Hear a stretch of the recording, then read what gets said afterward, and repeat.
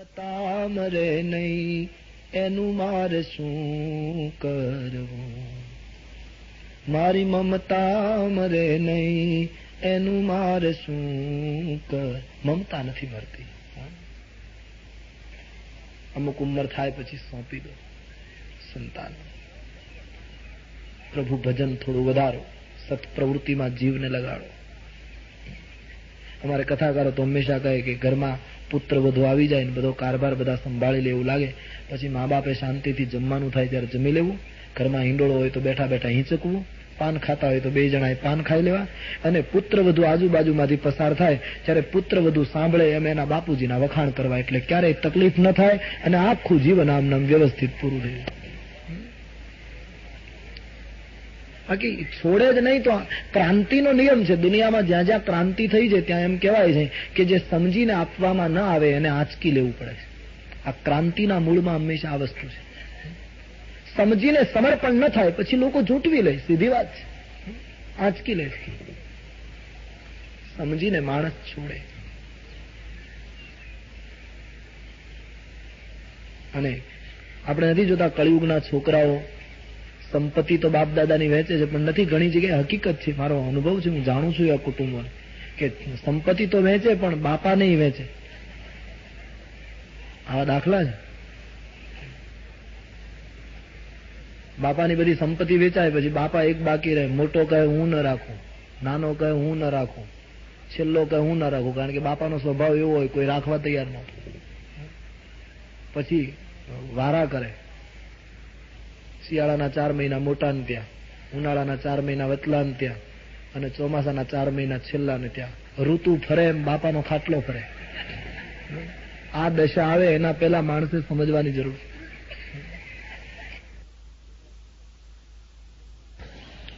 કળિયુગ છે ભાઈ. માણસ છોડે. એને મેં ફરી એકવાર યાદ કરું કે એક વખત શરીર છોડવાનો પ્રસંગ છે, પછી શું છોડતા. કુછ લેના ન દેના મગન રહેના, કુછ લેના ન દેના મગન રહેના, કુછ લેના ન દેના મગન રહેના, કુછ લેના ન દેના. कबीर का बड़ा सुंदर पद है, सब गाइए. आप पीछे दूर बैठे हो फिर भी गाइए. गाओ. क्यारे गाओ? घरे तो रड़वानु ज छे. गालो. 9 दिन मिले हैं तो प्यार से गालो. कुछ लेना न देना मगन रहना, कुछ लेना न देना, कुछ लेना न देना मगन रहना, कुछ लेना न दे. गहरी नदी या नाव पुरानी, गहरी केवटिया से मिले रहना तुम, केवटिया से मिले रहना, कोई केवटिया से मिले रहना, कोई केवटिया से मिले रहना, कुछ लेना न देना मगन रहना, कुछ ना कुछ लेना न देना मगन रहना, कुछ. कहत कबीरा सुनो भाई साधो, कहत कहत कबीरा सुनो भाई साधो, कहत गुरु के चरण में लिपट रहना तुम, गुरु के चरण में ना तुम, गुरु के चरण में लिपट रहना तुम, गुरु के चरण में लिपट रहना, कुछ लेना न देना मगन रहना, कुछ रहे ना कुछ लेना न देना मगन रहे ना कुछ. મનુ મહારાજનો સંકલ્પ અદ્ભુત છે અને જરાય વિલંબ ન કર્યો. પત્નીને વાત કરી, ધ્યાન દે ઇસ ગંભીરતા પર. દશરથજીને પણ અરીસામાં મુખ જોયા પછી આ વિચાર આવ્યો હતો કે મારે ગાદી રામને સોંપી દેવી જોઈએ. પણ દશરથજીએ થોડા દિવસો વચ્ચે વિચારવામાં કાઢ્યા. સંકલ્પ કરવામાં થોડી દેર કરી તો દશરથનું રામ રાજ્ય 14 વર્ષ પાછું ઠેલાયું. જીવનમાં શુભ વિચાર આવ્યા પછી સંકલ્પમાં જો દેર કરવામાં આવે તો મન બહુ વિચિત્ર છે, ક્યારે પાછું ધોખો આપે કઈ કહેવાય નહીં. આપણે ત્યાં કહેવત છે ને કે લોખંડ ધગેલું હોય ત્યારે ઘણનો ઘા કરી લેવો છે, પછી ઘાટ ના આવે. મનુ એટલા માટે સફળ થયા છે કે એમણે તુરત જ સંકલ્પ કર્યો, પોતા મોટા પુત્રને શાસન સુપ્રત કરી દીધું. રાજ્ય સુપ્રત કરી પતિ પત્ની બંને હરિના દર્શન માટે નીકળી ગયા છે. રામચરિતમાનસકારે લખ્યું, પંથ જાત સોહી મતિ ધીરા જ્ઞાન ભક્તિ જનુ ધરે શરીરા. મૂર્તિમંત જ્ઞાન અને ભક્તિ માનવ દેહમાં નીકળ્યા હોય આવી સુંદરતા દેખાતી હતી. મનુ અને શત્રુપા આટલું મોટું શાસન છોડીને નીકળ્યા છે, નૈમિષારણ્ય ગયા છે. સંતો આવ્યા છે સ્વાગત કરવા માટે, રાજર્ષિ છે. અનેક મહાત્માઓ દોડ્યા છે, બધાના ચરણમાં દંડવત કર્યા છે. મનુ અને શત્રુપાએ સંતોને પ્રાર્થના કરી છે, બાપજી હવે કોઈ એવો મંત્ર અને એવું સાધન બતાવો કે આ આંખથી પ્રારબ્ધ પૂરું થાય એના પહેલા રામના દર્શન થાય. આટલી ઈચ્છા છે. સંત પુરુષોએ મનુ અને શત્રુપાજીને ધેનુમતી નદીને કિનારે લઈ ગયા અને મંત્ર આપ્યો છે. 12 અક્ષર મંત્ર બર જપહી સહિત અનુરાગ વાસુદેવ પદ પંકરુહ દંપતિ મન અતિલાગ. ઓમ નમો ભગવતે વાસુદેવાય. આ મંત્ર આપવામાં આવ્યો છે. પતિ પત્ની નદીને કિનારે રહીને તપસ્વી જીવન જીવતા જીવતા આ મંત્રનો જપ કરવા લાગ્યા છે. એક જ મંત્ર પતિ પત્નીનો છે, દંપતિ મન અતિલાગ. ફળફૂલ ખાઈ લે, નદીનું જળ પી લે અને જપ કરે છે. સાધના વધવા લાગી, ભજન બળ વધ્યું તો ફળફૂલ ખાવાનું છૂટી ગયું. છોડ્યું નહીં, છૂટી ગયું. નિયમ છે, ભજન વધે એનું ભોજન ઘટે. આ સૂત્ર છે. જેનું ભજન વધશે, જીવનમાં ખુદ પ્રયોગ કરોગે તો પતા લગે. ભજન વધ્યા પછી ભોજન ઘટશે, શક્તિ ટકી રહેશે. અમારે વૈષ્ણવ સાધુઓમાં આચાર્યો પૂછે કે તમારો આહાર શું, ત્યારે હરિનામ આહાર કહેવાનો. જેનો હરિનામનો આહાર થાય છે એનું વજન ઘટશે. અને ઉલટું કહેવું હોય તો કહી શકાય કે ભોજન વધે એનું ભજન ઘટે. કારણ કે ભોજન વધશે એટલે રજોગુણ અને તમો ગુણ બંને વધશે. તમો ગુણ નિદ્રા લાવશે, નિદ્રા લાવશે, ભજન ઘટશે. ભજન પ્રબળ બન્યું છે, ભોજન કરવાનો સમય રહેતો નથી. ફળફૂલ છૂટી ગયા છે. કબીર કહે છે, પીપળાનું પાન તોડો એમાંય ફરક, અને પાન સુકાઈને એની મેળાએ તૂટે એમાંય ફરક. સુકાઈને પાન તૂટે એમ બધું તૂટવા લાગ્યું, છૂટવા લાગ્યું. તૃષા લાગે ત્યારે જળ પી લે છે. શરીર કૃશ બનવા લાગ્યું છે, તપનું તેજ વધવા લાગ્યું છે. માનસકારે લખ્યું છે, અસ્થિ માત્ર શરીર થઈ ગયા અને શરીર પડે તો કોઈ ચિંતા નથી, આવો દ્રઢ નિર્ણય કરીને ઉભા છે.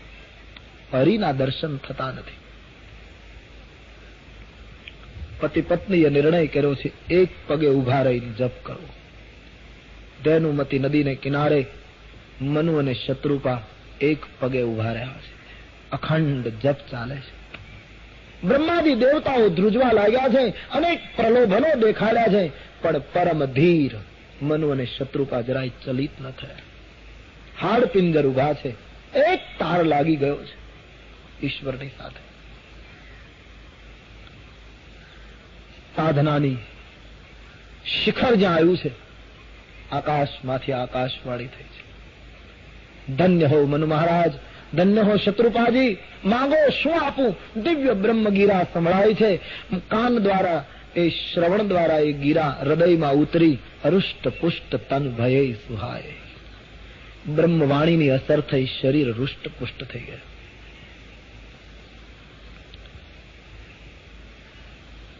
પરમાત્માની વાણીએ પૂછ્યું છે, માંગો મનુ શું આપું? મનુ મહારાજે પરમાત્માની વાણીને પ્રત્યુત્તર આપતા કરકમળ જોડીને કહ્યું, ભગવાન, એક ઈચ્છા છે. શું? અમારી આ આંખોથી અમે તમને પ્રત્યક્ષ જોઈ શકીએ, માટે તમે અમારી સામે પ્રગટ થાઓ. ભગવાન કબૂલ થયા, પણ મનુએ શરત કરી, તમે પ્રગટ થાઓ, તમારી ઈચ્છા પ્રમાણે રૂપ લઈને આવો એમ નહીં. તમે તો ચતુર્ભુજ રૂપ લઈને આવો, યા તો વિરાટ રૂપ લઈને આવો, યા તો ગમે તે રૂપ લાવો. મને એ રૂપ પસંદ નથી. હું કહું એવો આકાર લઈને આવો. જો સ્વરૂપ બસ શિવ મન માહી. જે સ્વરૂપ શંકરજીના મનની અંદર નિવાસ કરે છે, જેના માટે ઋષિમુનિઓ સાધના કરે, એ સારંગ પાડી રામરૂપ ધારણ કરો. ભક્તિમાં અને જ્ઞાનમાં સંતો તુલસીના દર્શન પ્રમાણે આ તફાવત બતાવે છે કે ભક્તિમાં એટલી શક્તિ છે કે ઈશ્વરને પોતાની ઈચ્છા પ્રમાણે આકાર આપે. યાની ભક્તિની અંદર સાધકને ત્યાં ને ત્યાં રહેવાનું, સાધકની ઈચ્છા પ્રમાણે ઈશ્વરને નીચે આવવાનું. અને જ્ઞાન માર્ગમાં સાધકે સાધના કરતા કરતા ઉપર ઉઠવાનું, ભગવાને ત્યાંનું ત્યાં રહેવાનું. એક में खुद को उठना है, दूसरे में खुदा को नीचे आना, इतना फर्क. ભક્તિ ઈશ્વરને પોતાની રુચિ પ્રમાણે કપડા પહેરાવે છે. તમે રામ રૂપે પ્રગટ થાઓ, સારંગ પાણી પ્રગટ થાઓ.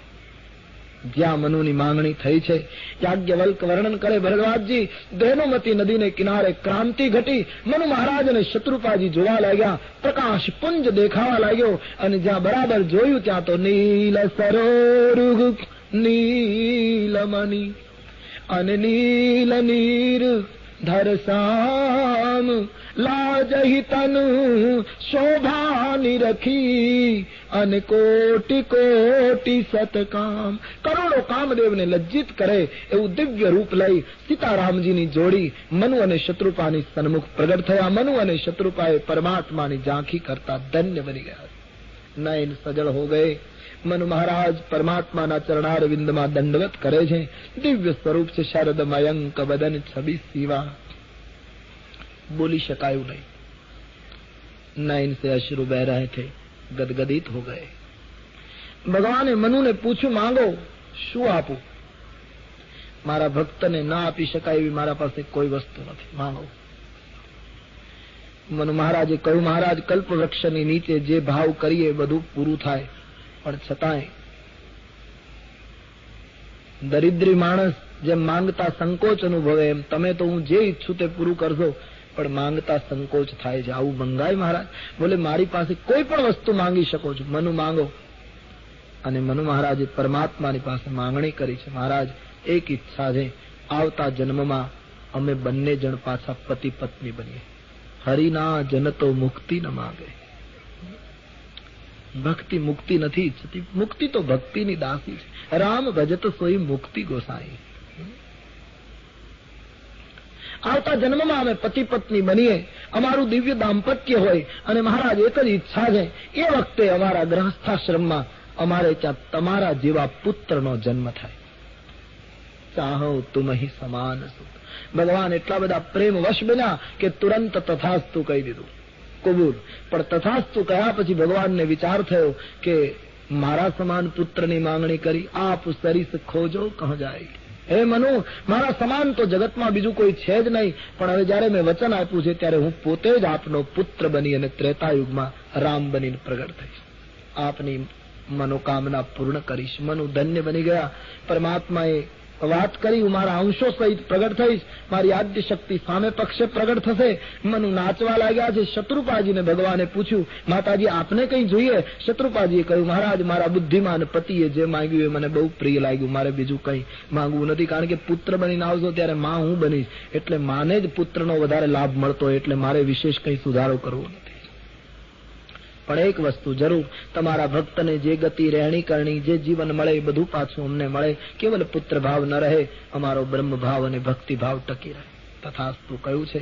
મનુ સાવધાન થયા અને મનુએ બીજી માંગણી કરી કે પ્રભુ, મારી એક બીજી ઈચ્છા છે. શું? પાણીમાંથી સર્પના મસ્તક ઉપરથી મણી ખોવાય તો જેમ સર્પ તડફડે, પરેશાન થઈને દુઃખી થાય, અને જળમાંથી માછલી બહાર નીકળે તો મૃત્યુ પામે, એવી રીતે તમારા ઉપર મને એવો પુત્ર વિષયક પ્રેમ જાગે કે તમારા વિયોગમાં મારું મૃત્યુ થઈ જાય. મનુ એટલા માટે ધન્ય છે કે એણે જન્મ પણ માંગ્યો અને મૃત્યુ પણ માંગ્યો. મને મનુષ્ય જન્મ તો મળે, પણ આવી રીતનું પાછું મોત મળે. આપણે જન્મ માંગીએ છીએ, જીવવાનું માંગીએ છીએ, મરણ કેટલા માંગે છે? એ તો મોટી ઉંમર થાય ત્યારે બધા બોલતા હોય છે, બાકી મરવાનું કેટલાને પસંદ. અમારે સૌરાષ્ટ્રની ભાષામાં બહુ મોટી ઉંમર થાય ને એટલે લોકો બેઠા બેઠા વાતો કરે, હવે અમે કાંઠે બેઠા છીએ, પણ બીજાને ધક્કો દેવા. મરવાની કેટલાની તૈયારી. મરને સે સબ જગ ડરા, મેરો મન આનંદ, કબ મિલી હો કબ ભેટી હો પૂરન પરમાનંદ. એ તો કબીર જેવા વાતો કરી શકે. મૃત્યુ ધન્ય છે મનુને કે એમણે મૃત્યુ માંગ્યું છે. પરમાત્માએ કહ્યું, ઠીક, આપની ઈચ્છા પૂરી થશે. હવે તમારું શેષ જીવન સંતોની સાથે પૂરું કરો. પ્રારબ્ધ પૂરું થયા પછી તમારે સ્વર્ગમાં જવાનું. પુણ્ય ખર્ચાયા પછી પાછું ધરતી ઉપર તમારે માનવ દેહ ધારણ કરવાનું. પ્રભુ અંતરહિત થયા છે. મનુ શત્રુપા શેષ જીવન સંતોની સાથે વિતાવે છે. બંનેના પ્રાણ ગયા છે. સ્વર્ગમાં નિવાસ કર્યો. પુણ્ય ખર્ચાયા પછી બંનેનું પુનઃ મૃત્યુલોકમાં જન્મ થાય છે. હે ભવાની, ભગવાન રામજીના અવતારનું કારણ, ચોથું કારણ મનુ અને શત્રુપા. યહ ઇતિહાસ પુનીત અતિ ઉમહી કહ્યું વૃષકેતુ, ભરદ્વાજ કૌત અબ અપર સુન રામ જન્મ કર હેતુ. આ ચોથું કારણ બતાવી યાજ્ઞવલ્ક ભરદ્વાજજીને. પાંચમું અને અંતિમ કારણ બતાવવા જાય છે. આપણી જાહેરાત થઈ હતી કે 12 વાગે રામ જન્મની કથાએ પહોંચી શકાય, તો ક્ષમા કરે મહારાજ કે 12 તો બચ ચૂકે. એક કારણ આખું બાકી છે, બીજી પણ કથા બાકી છે. અત્યારે રામ જન્મ શક્ય નથી. 3 વાગ્યાની કથા શરૂ થયા પછી 3 થી 4 કે આગળ ગમે ત્યારે राम जन्म नो प्रसंग आपने लईशु. तो इन शब्दों के साथ प्रवचन समापन कर रहा हूँ. प्यार से बोलिए, बोलो रामचंद्र भगवान की, श्री बाल कृष्ण लाल की, सदगुरु देव की. ओम नमः पार्वती पतये नारायण.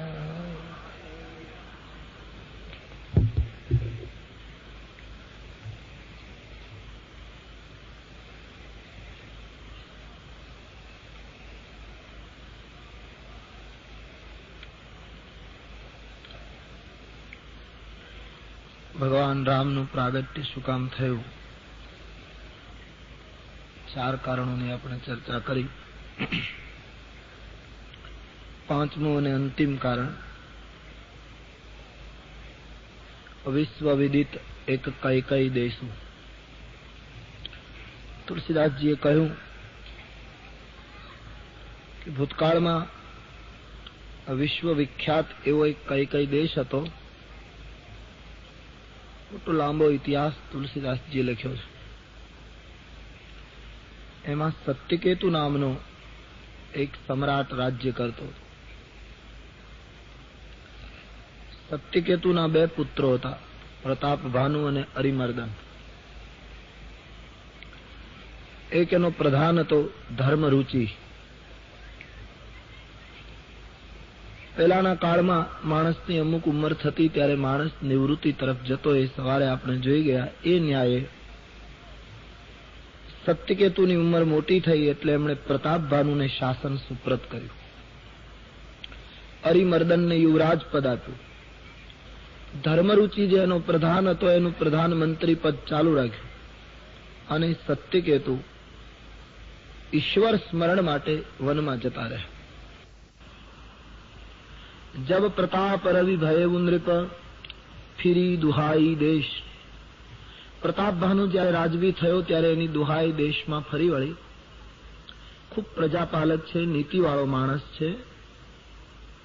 એક દિવસ પ્રતાપ ભાનુને વિચાર થયો કે મારા પિતાએ આપેલા શાસનની સીમાને વધારવા માટે હું સેના લઈને નીકળું અને દિગ્વિજય કરું.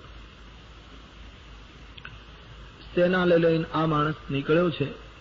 1 વર્ષમાં એમણે ભૂમંડળ ઉપર દિગ્વિજય કર્યો. રામાયણકારનો મત છે ધરતીના ગોળા ઉપર એ વખતે જેટલા રાષ્ટ્રો હતા એ બધાને પ્રતાપભાનુએ જીતી લીધા. સકલ અવનિ મંડલ તેહી કાલા, નામ પ્રતાપ ભાનુ મહિપાલા. એક જ રાજવીનો ધ્વજ ફરકે સારાએ ભૂમંડળ ઉપર. વિજય પ્રાપ્ત કરીને પાછો આવ્યો. ખૂબ સત્કાર્યો પણ કર્યા, યજ્ઞો કર્યા, મંદિરોનો જીર્ણોદ્ધાર કરાવ્યા, બ્રાહ્મણોને ગામો દક્ષિણામાં આપ્યા અને બધા સત્કાર્યો કરીને એ સત્કાર્ય વાસુદેવને અર્પણ કરતો હતો. શૂરવીર હતો, દાનવીર હતો, નીતિ પ્રતિપાલક હતો. સત્કાર્યો એને પ્રિય હતા. સત્કાર્યો કર્યા પછી એનો અહમ પણ નહોતો કરતો. ઘણા સદગુણો પ્રતાપભાનુમાં દેખાય.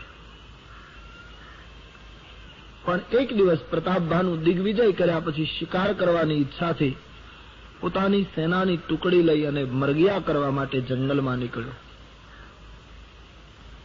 અનેક મૃગને મારતો મારતો, ક્ષત્રિય છે એને મરગિયા કરવાનો અધિકાર એટલે ના ન કહી શકાય, શિકાર કરતો કરતો એ જંગલમાં આગળ વધ્યો. એમાં એમણે એક ભૂંડ જોયો અને એ ભૂંડ ઘણો જ ભયંકર છે માનીને હું આને મારી નાખું એમ વિચારી એમણે પોતાની સેનાને ત્યાં ને ત્યાં રાખી દઈને પોતે એકલો અશ્વારૂઢ થઈને ભૂંડની પાછળ અશ્વને દોડાવ્યો.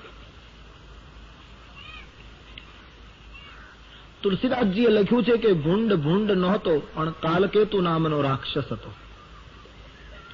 પ્રતાપભાનુએ જયારે દિગ્વિજય કર્યો ત્યારે આ કાલકેતુના 10 ભાઈઓ અને 100 પુત્રોને પ્રતાપભાનુએ મારી નાખેલા.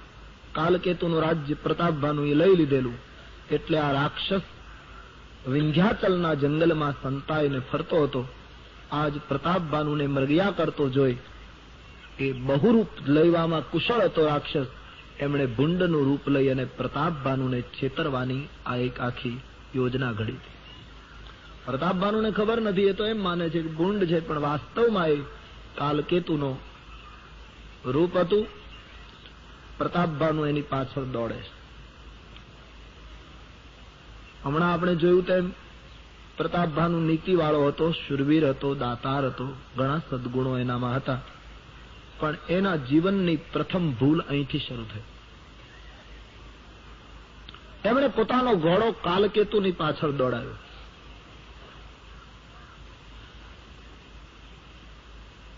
જીવન જીવવા માટે આ પ્રસંગ જરા મને તમને વિચારવા માટે નિમંત્રણ આપે છે.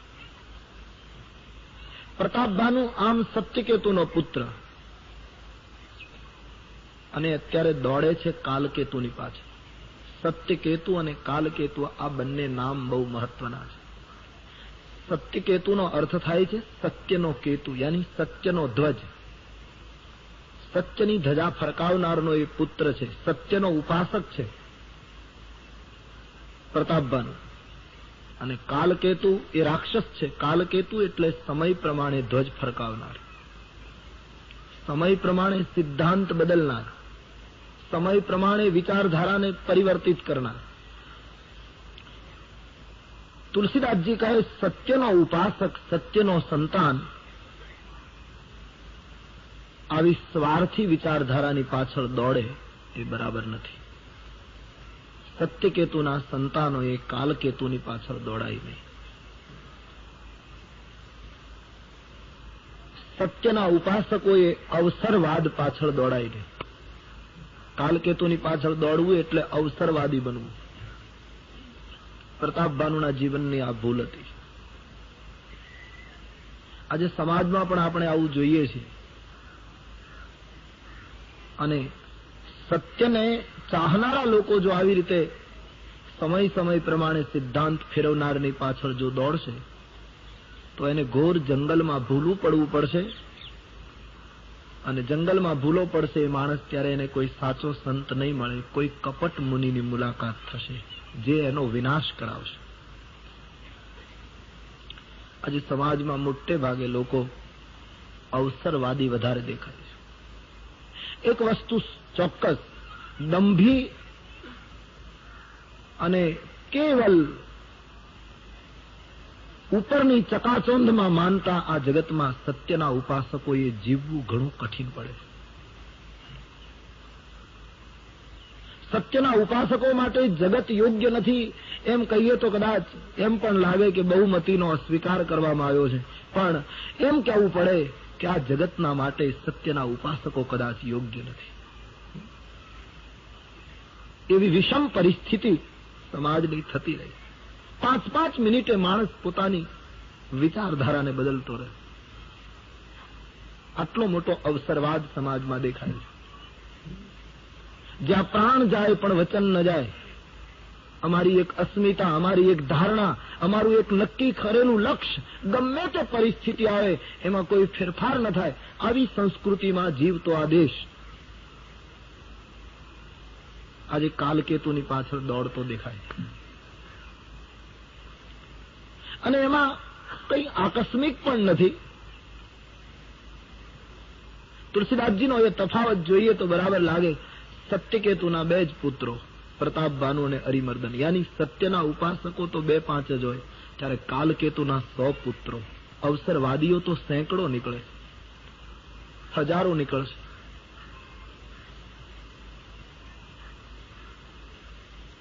કોઈએ બહુ સરસ વાત કરીને કે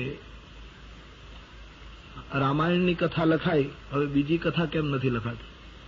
હવે આ તો જૂની થઈ ગઈ, બદલવી જોઈએ, હવે કઈ નવું કથા શરૂ કરવી.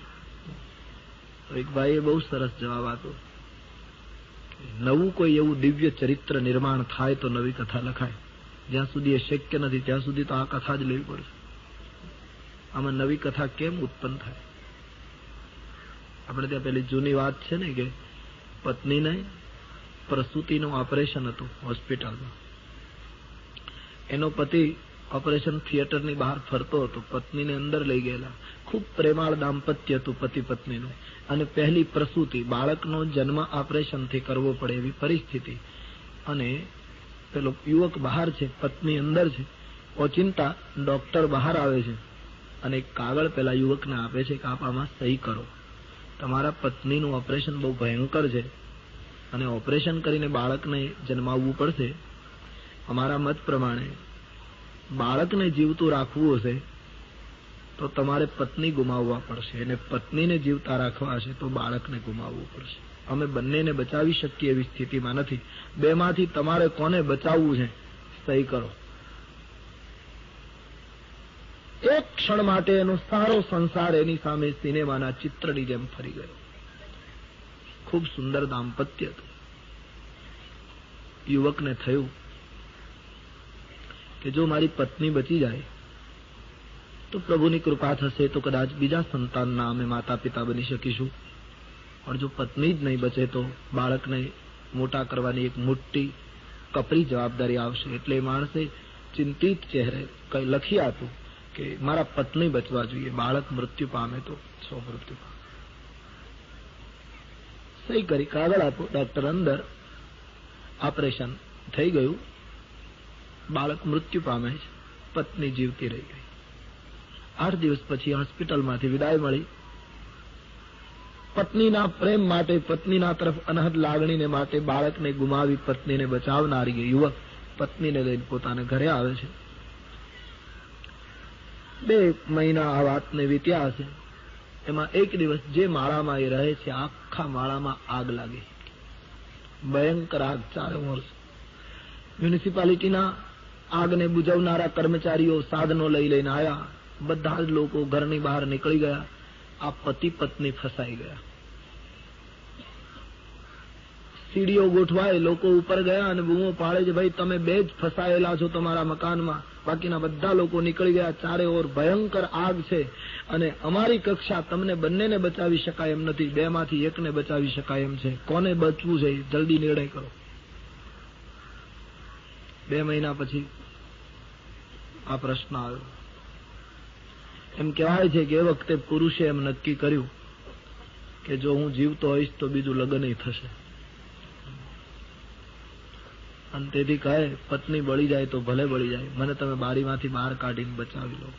અને એ માણસ નીકળી ગયો, પત્ની બળી ગઈ. આમ થોડા થોડા સમયે વિચારોને પરિવર્તિત કરનાર જગતમાં નવી કથાઓ કેમ ઉત્પન્ન થાય?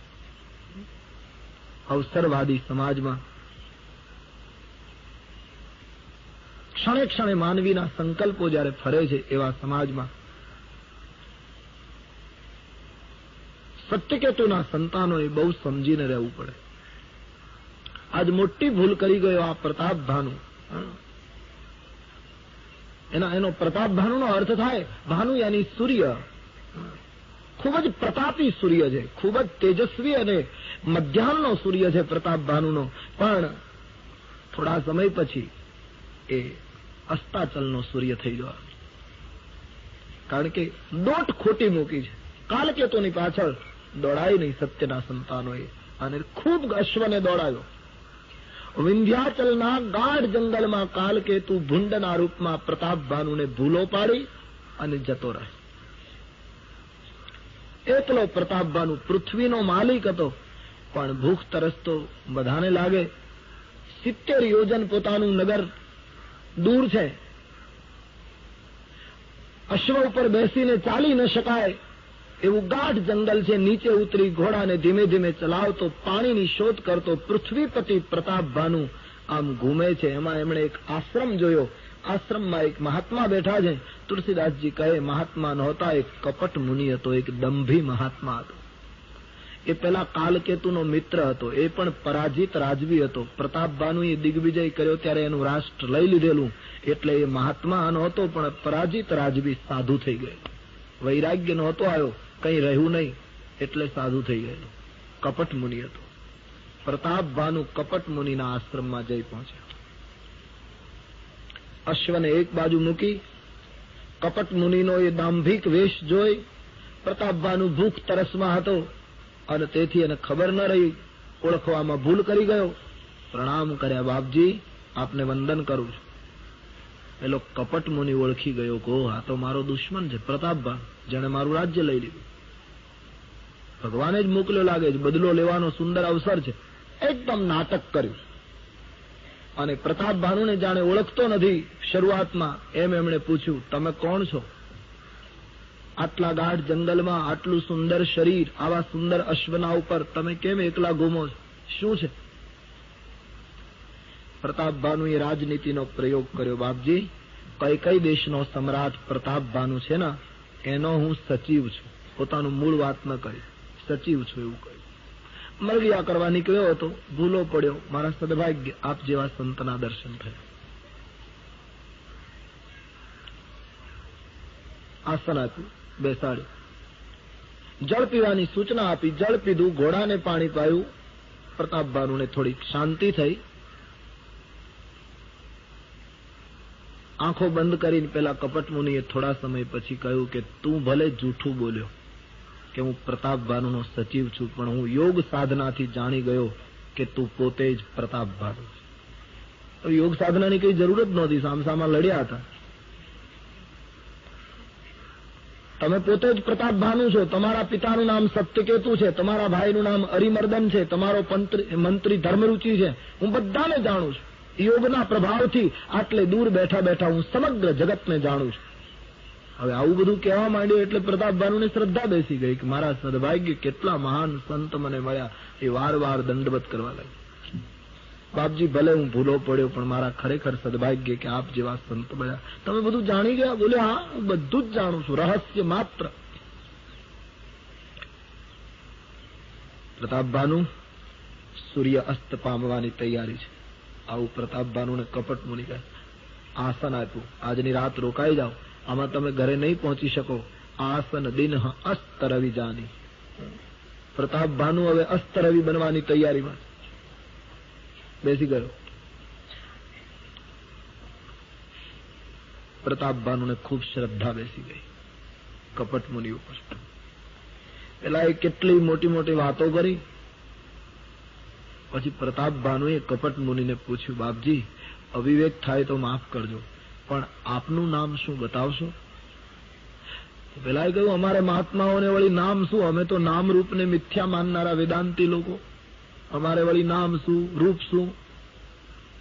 કહું એ તો આપની મહાનતા છે મહારાજ, પણ કંઈક તો નામ હશે ને, અમારે સંસારીઓને તો પુકારવા માટે કંઈ આધાર જોઈએ ને. બોલે મારું નામ એક તનુ.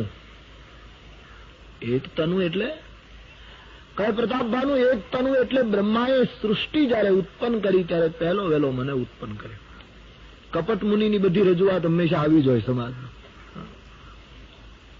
સૃષ્ટિના આરંભકાળમાં બ્રહ્માએ મને ઉત્પન્ન કર્યો અને મારે શરીર બદલવું નથી પડતું. એકનું એક શરીર, યુગો વીતી ગયા. આની આ ઉંમર, આનું આ શરીર, આનો આ આશ્રમ, ઈશ્વર સિવાય બીજી કોઈ વાત નથી. લોકોમાં હું જતો નથી, કોઈને મુલાકાત આપતો નથી, હરિનું સ્મરણ સતત કરું છું. માટે મારું નામ એક તનું, મારું મૃત્યુ થતું નથી. પ્રતાપ ભાનુને બહુ શ્રદ્ધા બેસી કે ખરેખર મારા સદભાગ્ય. અને આ પ્રતાપ ભાનુ, એક વસ્તુ તને કહી દઉં, બ્રહ્માએ સૃષ્ટિ ઉત્પન્ન કરી ત્યારથી હું અહીંયા બેઠો છું, પણ મેં અત્યાર સુધીમાં કોઈને મુલાકાત આપી નથી. આ તને પહેલી મુલાકાત આપી. કારણ કે હું લોકોને જો મુલાકાત આપ્યા કરું તો લોકો ભજન ન કરવા દે. બોલ્યો છે બહુ સરસ તુલસીદાસજીએ કપટ મુનિના મુખમાં પણ 2-3 વાક્યો જીવન ઉપયોગી મૂક્યા છે. બહાર પડવાથી, જાહેર થવાથી ભજનમાં વિક્ષેપ થાય છે પ્રતાપભાનું, એટલા માટે હું ગુપ્ત રહું છું. પ્રભુ જાનહી સબ બિનહી જનાએ, કપટ મુનિ બોલે છે, બહુ સરસ બોલે. ઈશ્વર તો જણાવ્યા વગર પણ બધું જાણે છે, અંતર્યામી છે. પ્રભુ જાનહી સબ બિનહી જનાએ, તો કહું કવન સીધી લો કરી જાય. લોકોને રીઝવવાથી શું ફાયદો? ઈશ્વર તો બધું જાણે. તાતે ગુપ્ત રહું, એટલા માટે હું સતત ગુપ્ત રહું છું. મારે હરિ સિવાય બીજું કોઈ પ્રયોજન નથી, કોઈને મુલાકાત આપતો નથી. લોકોની અંદર જાઉં તો લોકોની માન્યતા અગ્નિ બનીને બાળી નાખે તપને. એટલી સરસ રજૂઆત કરી અને પછી પ્રતાપભાનુને કહેવા લાગ્યો, રાજવી, પુત્ર ઉપર પિતાને વહાલ ઉઠે એવું મને તારા ઉપર વહાલ ઉઠ્યું છે. અને પ્રતાપભાનું માંગ, તને શું આપું? તું જે કંઈ માંગે તે આપું. માંગણી કરવાનું કહ્યું અને પ્રતાપભાનું માંગવા તૈયાર થયો. હવે પ્રતાપભાનુને જીવનમાં શું બાકી હતું? ધરતીનો માલિક હતો, આખી ધરતી એને ઘરે હતી. જીવનમાં કશુંય કંઈ પ્રાપ્ત કરવા જેવું નહોતું સિવાય મુક્તિ. અને છતાં કપટ મુનિએ કહ્યું કે માંગ, ત્યારે પ્રતાપભાનુ માંગવા તૈયાર થયો. આ જીવનો સ્વભાવ છે, એને ગમે તેટલું તમે આપો તો એ માંગવાનું બંધ ન કરે. નહીંતર કેટલું આપ્યું? પ્રતાપભાનુ માંગવા તૈયાર થયો. બાપજી, હા, તમે મને વચન આપતા હો તો એક વસ્તુ આપો. શું? સૌ પ્રથમ તો એ આપો કે મારા શરીરને વૃદ્ધાવસ્થા ના આવે. પેલા એ કહ્યું તથાસ્તુ. બીજું, મારું કદી મૃત્યુ ન થાય. તથાસ્તુ. ત્રીજું, સમ્રાંગણમાં મને કોઈ જીતી ન શકે, હું અપરાજિત રહું. તથાસ્તુ. કપટીને તથાસ્તુ ક્યાં લેવાના હો? જેટલું માંગે છે બધામાં તથાસ્તુ કરે. 100 કલ્પ સુધી આ ધરતીના ગોળા ઉપર બાપજી મારું એકલાનું જ રાજ્ય રહે, બીજો કોઈ પ્રતિદ્વંદી આવે જ નહીં. 100 કલ્પ સુધી હું એક છત્ર રાજ્ય ભોગવું, વૃદ્ધાવસ્થા, મૃત્યુ, આ બધું મારાથી હટી જાય. બોલે તથાસ્તુ. માણસને વૃદ્ધ થવું નથી, માણસને કોઈથી અપરાજિત થવું નથી, માણસને મૃત્યુ મંજૂર નથી, પણ બધું અનિવાર્ય થઈને આવીને ઉભું રહે. માનવીની ઈચ્છા છે મને કોઈ જીતી નથી. કયો માણસ ઈચ્છે છે હું હારું? એ તો સંતો કહે કે જે હારવામાં આનંદ છે તે જીતવામાં નથી.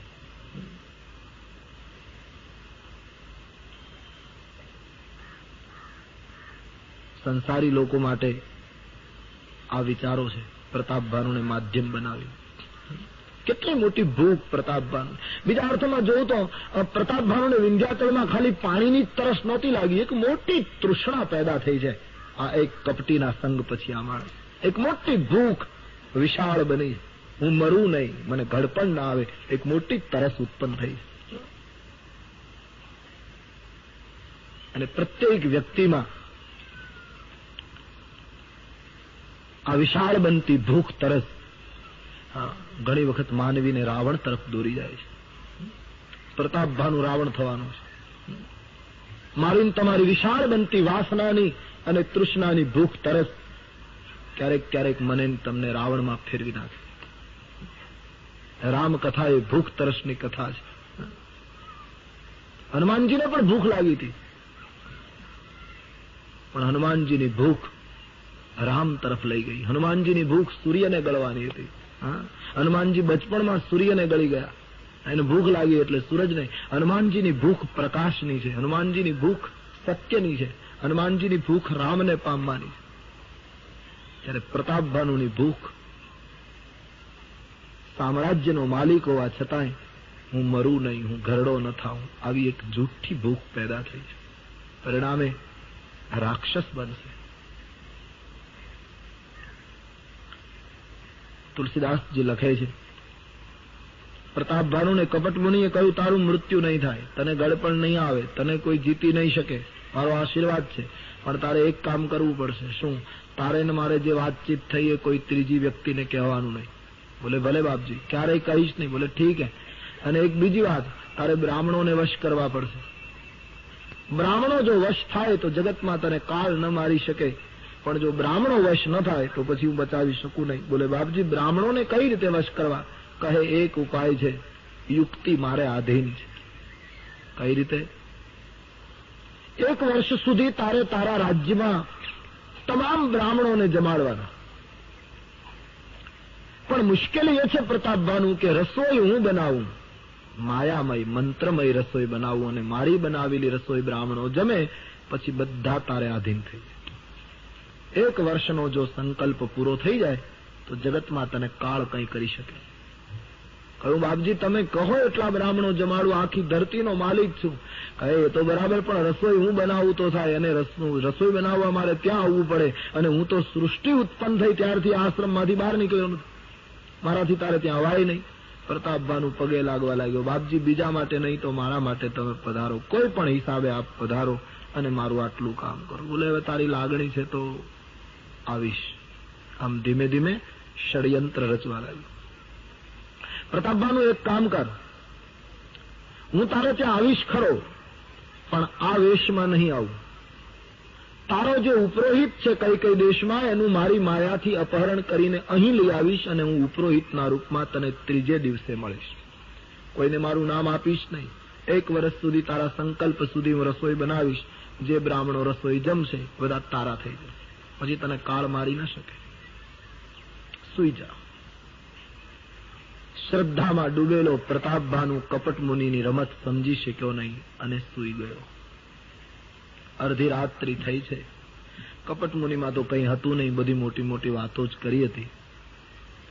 પેલો કાલકેતુ રાક્ષસ જેણે પ્રતાપભાનુને ભૂલો પાડ્યો એ આ કપટ મુનિનો મિત્ર હતો, એટલે રાત્રિએ મળવા આવ્યો. કપટ મુનિને કાલકેતુ કહે, આપણો દુશ્મન પ્રતાપભાનુ જંગલમાં છે, મેં એને ભૂલો પાડ્યો છે. બોલે ચૂપ રહે, મારા આશ્રમમાં આવી ગયો છે અને મેં બધી યોજના ઘડી નાખી. તું આવી ગયો સારું થયું, તું બહુરૂપિયો છે, બધી માયા કરી શકે. એક કામ કર, પ્રતાપભાનુને એના ઘોડાને એના નગરમાં મૂકી આવ, માયા કરીને એના ઉપરોહિતને અહીં લઈ આવ, અને તું ઉપરોહિતના રૂપમાં એને 3જે દિવસે કાલકેતુ મળજે. આવી રીતની રસોઈ કરજે, જેથી કરીને બ્રાહ્મણો શાપ આપે, પ્રતાપભાનુના કુળનો નાશ થાય, આપણા ગુમાવેલા રાષ્ટ્રો આપણને પાછા મળે.